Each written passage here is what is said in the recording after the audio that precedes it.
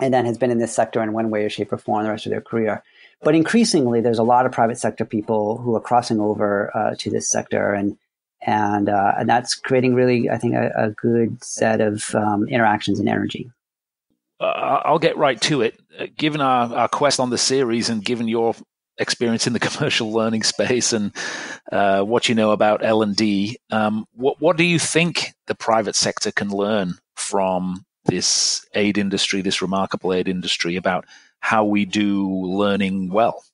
There's like two or three things that I think I had to kind of take some time to learn and understand, and I think what this sector has figured out how to do within that context is probably a lesson for the private sector. So the first is going back to that issue I mentioned a few minutes ago, is really understanding the impact of this overhead issue, right? So that constrains a lot of things in terms of how an NGO can invest in its people and invest in its skill building, right? So that constraint, right? I mean, and I say that because knowing that L&D departments often are kind of scrambling for funds in the commercial sector as well, but it's a very different kind of scramble when, literally it's not that you have to like simply convince, senior leadership to do this. Is that there is like a hard cap on the amount of money that can sort of spend. And that, I think, forces good choices in some cases around really what is really necessary versus what's nice to have. It also makes everyone, I think, a little bit more innovative around how to work with what you have. And I think we can talk a little bit more about that. I can unpack that a little bit, I think, in a minute about some examples around that. I think the second, so that's the money issue, right? There's constraints on money. The other thing is there's a lot of constraints on time and context and space. And everyone, private sector, especially if you're working in a, North America, Western Europe kind of context, if we all know we're trying to basically compete with a whole bunch of other attention grabbers and distractions to get our staff to focus on learning, right? But in this context, it really is like they really are doing something else, right? I mean, you think about the organizations we're working with, right? Some of them are probably responding right now to the crisis in the Bahamas, right? And a year ago was Mozambique that was really hard hit by a tropical cyclone. It was the Philippines before that. You get civil crises in South Sudan and Syria, Yemen, et cetera. And then you just have like the healthcare challenges like Ebola, for example, in the DRC, right? And so those kinds of work settings for the staff that we support that are really on the front lines of delivering that really shape, right, how learning has to work, right? So first of all, it has to really sort of fit into very tight constraints in terms of when it can happen and where it can happen, right? The second part is there truly isn't a budget of time that these people can sort of spend. And it very much is sort of, kind of peaks and valleys. But the third part is there is a tremendous demand for it at the same time, right? So in some ways, the scarcity of the ability to access it kind of creates an incentive and a demand to access it, right? So, what I experience with our teams in terms of what the folks that we work with is it's the people at the field that are hardest to reach, but when you can reach them is when you have sometimes the highest levels of engagement. And so I think the lesson for us there in the commercial sector, is to think about maybe in some cases, how can we use the creation of constraints? How can we almost kind of create artificial constraints for ourselves to heighten the demand and to heighten the engagement with the learning programs that we're actually going to create? And I saw just bits and pieces of that at eCornell too, and organizations that really kind of carefully titrated who had access to that program and who didn't have access to that program as a way of motivating people through kind of their L&D professional development pathway. Yeah, I mean, it very much, a lot of what we do is about, a lot of the hard work that we do is engaging people and motivating them to do the hard work of paying attention and learning. It just takes time. It takes energy. It takes cycles. So, that's a really interesting observation. In terms of working under constraints, what's impressed you about the scrappiness and ingenuity of the sector, or perhaps the lack of it? And I know you'd mentioned to me before an amazing story about a project in Syria on the Syria-Turkey border. If you could share that or a similar story with us, Chris.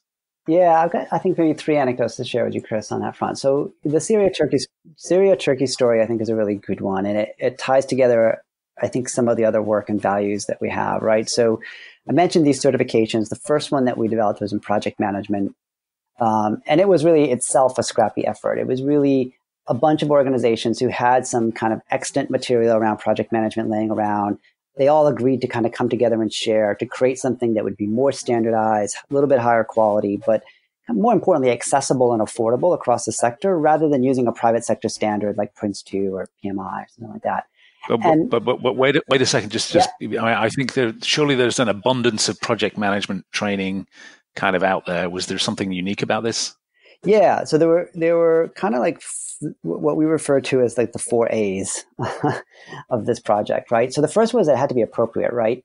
So the challenge with most project management training is that in the sector, you're usually not building a giant building or a highway, and you're not developing software. You are essentially doing some sort of community-based project, right? It could be a healthcare project, could be an education project, could be disaster relief, whatever. But basically, you're working very much of sort of the people are the project, right? And yes. This sector has some very unique design and implementation methodologies that have just kind of grown up in the sector that have to also be mapped to this project management process, right? Now 80% of it, though, of the chassis of this product looks just like PMI or Prince2. And in fact, both those organizations supported the development of this with some pro bono work, right? But so the first A is appropriate. The second A was accessible, right? So we needed to make sure that we had something that was that could be, for example, Creative Commons on, right? That people could take and adapt to their context. That could easily be translatable, right? That could be put into a lot of different formats so that it could get to that sort of last mile delivery. The third A is it had to be affordable. So we were doing a certification here. We wanted that certification to be something that if I'm working for a local NGO in Mozambique, that I can access that certification with the resources that I have. And the fourth is actionable, right? There had to be kind of a whole set of tools that basically could get immediately embedded into a not-for-profit project to make that work. Got it. So because of that design, those four design considerations, right? So the outcome of that is you've got a whole bunch of materials. They're open, but they're mapped to a certification process, and they're able to be translated, right? So over the years, it ended up being in Spanish, Portuguese, French, and then Arabic. And there was then an NGO partner of ours called Orange, based in Gaziantep, Turkey, but with a significant amount of Syrians on their staff, and doing a lot of work going back and forth between Turkey and Syria and doing training on this kind of PMD Pro certification. But it got to a certain point in the Syrian context where even just getting trainers into the cities that they had historically been working in Syria, who actually were Syrian, even that started to become too high risk of an operation, right? Just because there's a war raging there's a war going on, right? And that war, allegiances are changing all the time, and you've got international actors complicating that, right? So it's a very complex place to work. But there's still a need, right? There's, the interesting thing about that context is you have a lot of organizations that are, long-term INGOs working in the space, but you have a lot of people who were career professionals in Syria prior to the outbreak of the civil war who are now basically trying to run an NGO because that's what's needed, right? So these guys had a lot of demand for their work, but they couldn't get to all the people that needed to develop it. So they were able to take the materials that were made available from this, and they themselves then created essentially an online program that was delivered first via WhatsApp and then via Telegram, so it was even more secure.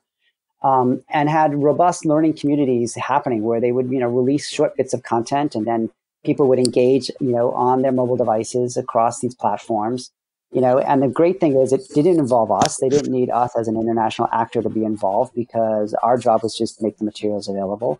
And in the end, they reached, something like 2,000, 2,500 NGO practitioners with that tool, with a very modest investment of their own kind of time, money, and energy to make it happen. So that's the kind of stuff that I think not only talks about sort of the scale of impact, but also like in the commercial sector, like we may not have sort of thought of that as a delivery mechanism, right? So it's a great case where like the need is driven by the context, and the people who know what that need best are the ones who are actually working it in that particular setting.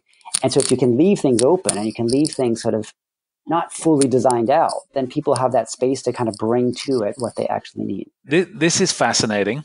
And this for me is a kind of use what you have story. So, find the assets that you need to solve your problem.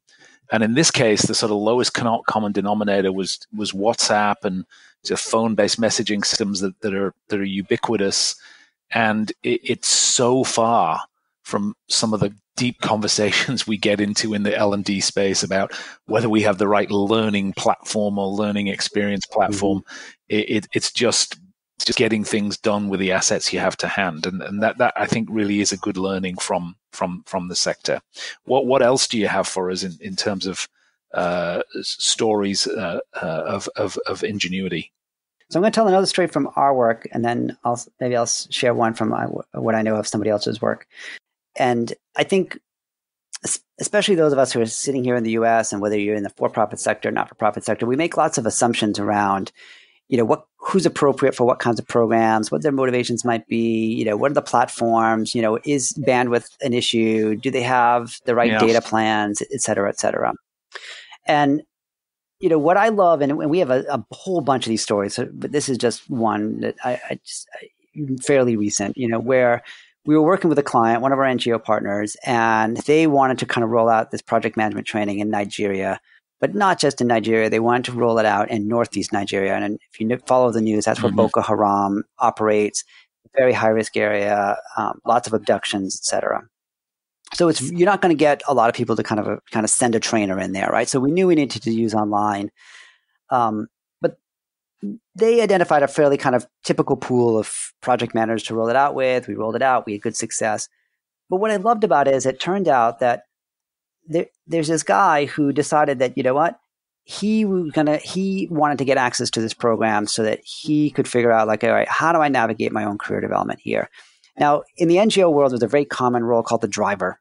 The driver is exactly what you think it is. It's someone who basically drives the car around and makes sure that the country director or the visiting regional director who's come in from, Addis Ababa gets to where they need to be, et cetera. But they spend a lot of time basically sitting outside the building, waiting. In this particular case, this guy basically just took his phone, logged onto the platform, and basically completed, essentially a 12-week project management certification program on his phone, passed the exam, then went to his management team and said, hey, I've taken this. Can I get a job in logistics now? Which is a big increase in terms of kind of not only just pay, but status and kind of putting yourself on the sort of professional track. And I think that's something that, back to the sort of work with what you have, we could have made lots of assumptions about he's not going to have the right equipment, or he's not going to be able to sort of pay for the data. But we have to remember that in this context there isn't the abundance of professional development opportunities that we all have. There aren't a ton of eCornells and degrees and all kinds of things kind of floating around in a lot of these places. And so part of what the value I think is that Humentum brings is that we can bring some of this into these highly constrained environments where there isn't a lot of great high quality professional development. And we all know this from being in L&D, actually, when you can tap into people's own motivation and engagements, amazing things can happen. They'll overcome a million constraints, right? If there's a good fit between what their motivation is and what you have sort of available to offer. And sometimes we overthink it and end up excluding people as a byproduct of that. Yeah, so maybe in terms of your appropriate, accessible, affordable, and actionable, maybe there's a sort of fifth parameter here, which is kind of, I can't think of an A word, but valuable to the individual, to the learner, right? Yeah, right, exactly. And then you had a third story for us. Yeah, so the third one is this organization called Digital Green, which I really like, because they're bringing essentially the tech to the people in a sense that they focus on agriculture, and they focus primarily on women and small collective farms and so on in India and in parts of Africa. And they're really focused on capturing local knowledge. So, there's a big emphasis in the sector to localize as much as possible the work that's happening, and recognizing that there is a lot of expertise and capability in the local communities. And this idea that somehow us in the West kind of know how to solve their problems is not true, right? But so how can technology enable that? Because technology in some